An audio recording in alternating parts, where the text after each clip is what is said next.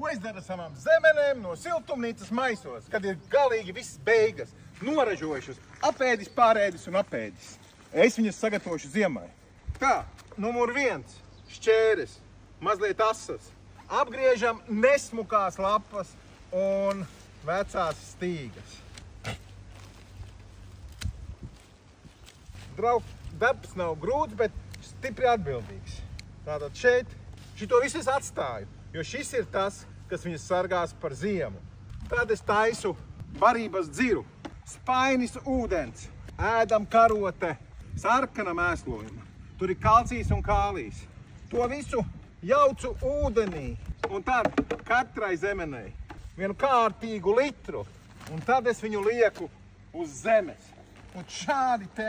Un vēl katru nedēļu jau augšā nelīs, laistīšu un laistīšu. Bet vēlreiz pabarošu. Tātad baroju 2 reizes un laistu.